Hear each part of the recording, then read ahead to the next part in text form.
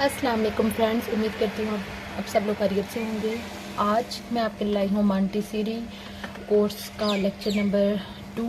यानी कि ये मॉन्टेसरी कोर्स तो नहीं उसको बोलेंगे, जस्ट मॉन्टेसरी क्लासेस को पढ़ाने का मेथड आपके साथ शेयर किया जा रहा है। अगर आपने पहला लेक्चर देखा है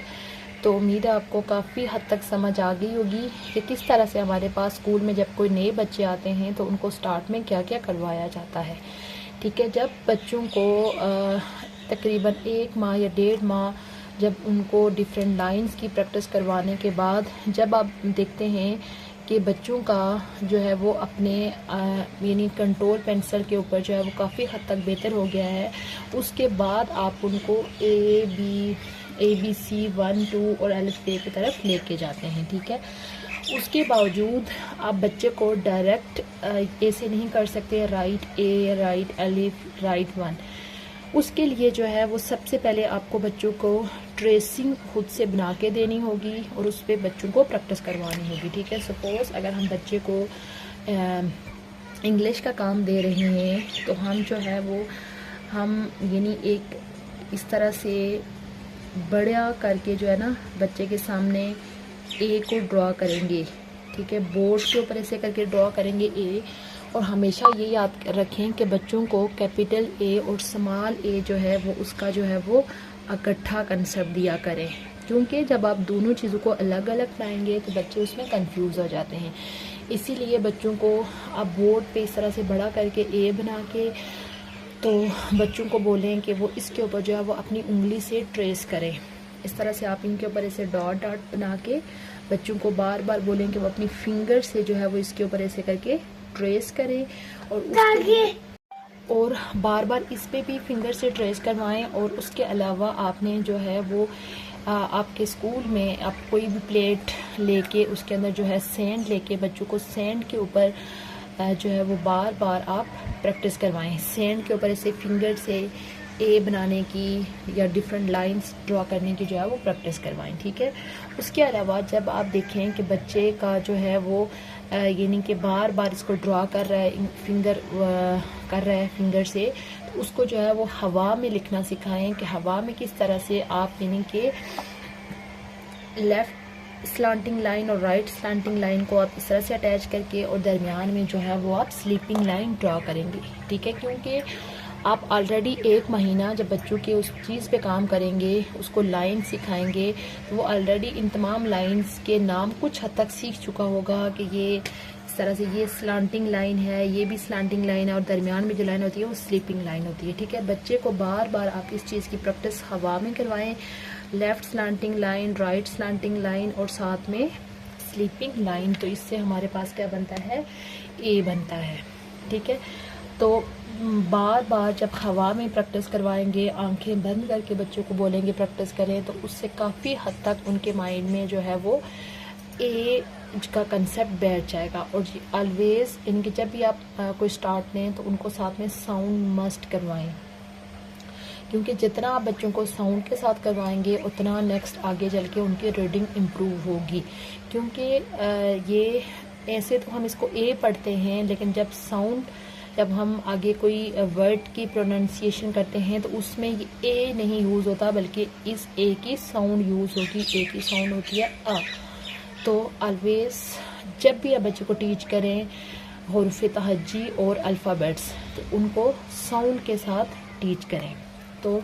कॉपी पे जब आप बच्चे को काम देंगे तो आप फर्स्ट डे जो है वो उसको इस तरह से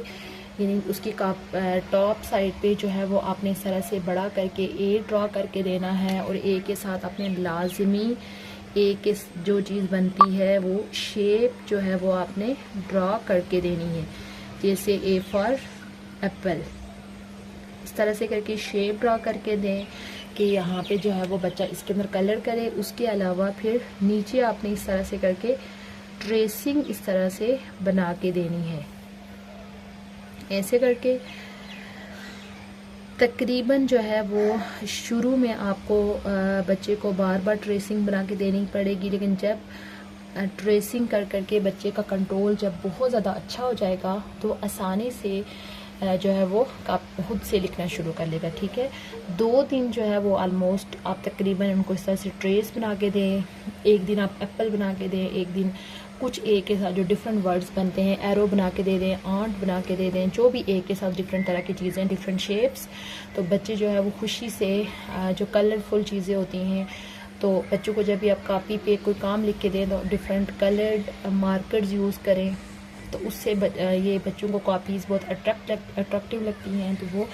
खुश होके काम करते हैं। उसके अलावा फिर जब 2 दिन आप ट्रेस करने के बाद सेकंड डे आप इस तरीके का काम दें, यानी कि उसको 3 डॉट इस तरह से करके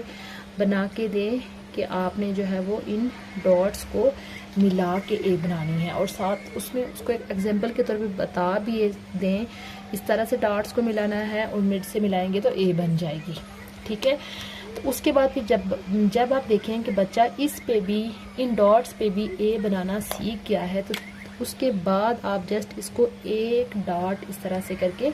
बना के दें, और एक डॉट से फिर उसको ये बताएं कि ए जो है वो left slanting line, right slanting line और दरमियान में जो है वो स्लीपिंग लाइन बनाने से हमारे पास क्या बन जाती है, ए बन जाती है। ठीक है, तो इसी तरीके से अगर आप हुरूफ़ तहज्जी की तरफ बच्चों को लेके जा रहे हैं, तो उसको अगर अलिफ बनाना सिखा रहे हैं इस तरह से करके, तो आप इसी तरह कॉपी पे बड़ा सा जो है वो अलिफ ड्रा करके देंगे। ठीक है, तो अलिफ से अनार या आप अंगूर अगर बना के दे रहे हैं, जो चीज़ भी आपको जो है वो ड्राइंग जो इजी लगती है आप उस हिसाब से बच्चों को बना के देंगे। ठीक है, और साथ में फिर आपने सेम उसी तरह वही मेथड जो आप उसके लिए यूज़ कर रहे हैं, आपने उनको ट्रेसिंग बना के देनी है, क्योंकि एकदम से बच्चा जो है वो अलिफ लिखना नहीं सीख सकता। जब आप 2 दिन उसको ट्रेस करवाने के बाद उसको इस तरह से करके 2 डॉट्स बना के दें, और बच्चे को साथ साथ ये भी बताएं कि जो आपने स्टैंडिंग लाइन बनाई थी, बेसिकली वही जो स्टैंडिंग लाइन है वो क्या है, अलिफ है। ठीक है, जब आप देखें कि बच्चा 2 डॉट्स को मिला के अलिफ बनाना सीख गया है, तो उसके बाद फिर आप उनको सिंगल सिंगल डॉट से अलिफ लिखना जो है वो सिखाएं इस तरह से करके। इसी तरह अगर आप जब 1-2 का काम देते हैं, तो सपोज़ आप फर्स्ट डे बच्चे को अगर आप 1 लिख के दे रहे हैं, इस तरह से कॉपी पे आपने बड़ा करके जो है वो 1 बना के देना है, और साथ में आप कोई भी एक शेप, ताकि बच्चे को काउंट करना आए, आप उसको बताएं कि ये एक शेप है, यानी कि 1 है। ठीक है, 1 सन साथ ये मेंशन करें। ठीक है, इसी तरह फर्स्ट डे जो है वो आप उसको ट्रेसिंग बना के दें इस तरह से करके, और उसके बाद सेकंड डे आप इसी तरह आप उनको 2 डॉट्स बना के दें। ठीक है, जब वो डॉट्स को जोड़ के अलिफ बनाना सीख जाएंगे, तो फिर उसके बाद आप सिंगल डॉट 1 बनाना सीख जाएंगे, तो सिंगल डॉट से जो है वो उनको सिखाएं। उसके बाद जब आप 2 देंगे, तो कोई किसी भी चीज़ की 2 शेप्स ड्रा कर लें, तो फिर उससे उसको 2 का कंसेप्ट जो है वो डेवलप हो जाएगा। उसके बाद जब आप 3 करके दे रहे हैं, तो वहाँ पे आप कोई भी शेप 3 शेप्स आपने ड्रा करनी है। तो इसी तरह ये जो डिफरेंट हुरूफ़ तहज्जी हैं, इनमें सिखाने के लिए आप डिफरेंट यानी कि बच्चों को, जैसे अलिफ है तो अलिफ का ख़ानदान, ठीक है, जैसे आप बच्चों को बताएं कि जैसे आपके घर में आप बहन भाई होते हो आप, ठीक है, इसी तरह ये जो डिफरेंट हुरूफ़ तहज्जी हैं इनकी भी फैमिलीज़ बनी हुई हैं। जैसे अलिफ है, अलिफ के ख़ानदान में 2 हरफ होते हैं, अलिफ और अलिफ मद आ। ठीक है, ये दोनों की शेप बिल्कुल एक जैसी है, जस्ट एक के ऊपर इस तरह से बना हुआ है, तो ये एक अलिफ और अलिफ मद आ। इसी तरह फिर जब आप बे के ऊपर जाएंगे, तो वो चले मैं नेक्स्ट लेक्चर में दिखाऊंगी कि उसके लिए जो है वो आप किस तरीके के डॉट जो है वो बच्चों को बना के दे सकते हैं। इस तरीके से शुरू में आपको बच्चे को एक ट्रैप में लाने में काफ़ी टाइम लगेगा, लेकिन जो बच्चे को प्रैक्टिस होती जाएगी, तो जो काम आप जैसे एक हुरूफ़ तहज्जी या एक डिजिट के ऊपर या एक